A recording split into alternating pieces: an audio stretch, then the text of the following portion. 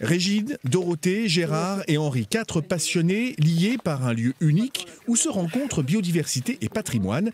Le Mont Saint-Quentin fête les 30 ans de son classement en site naturel protégé, une classification initiée à l'époque par le ministre de l'Environnement, un certain Michel Barnier.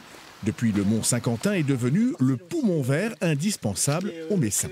Avoir un poumon naturel comme ça, libre d'accès, vert et avec autant de chemins, aussi proche de la métropole. Il faut savoir que là, vous avez l'impression d'être à la campagne et même dans le sud à certains endroits. Et à côté, on a 200 000 personnes. La pratique du sport, VTT et évidemment randonnée se fait en adéquation avec la nature. Une biodiversité riche et unique que ce classement a permis de préserver. Désormais, elle livre sa richesse au bien-être humain. Dans le Mont Saint-Quentin, il y a des espaces beaucoup plus ouverts.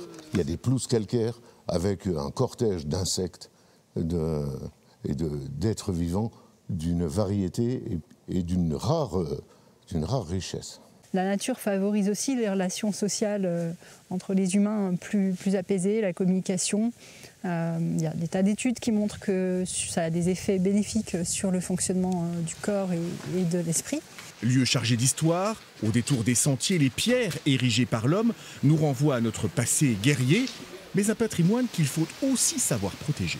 Alors il faut faire des réhabilitations qui ont commencé à être entreprises, sécurisation, réhabilitation par la métropole, avec la contribution d'ailleurs des associations, parce que dans nos associations, il y a des historiens qui sont très versés dans le domaine à la fois d'architecture militaire et de l'architecture en général. 30 ans d'histoire qui ouvrent une porte verte vers l'avenir.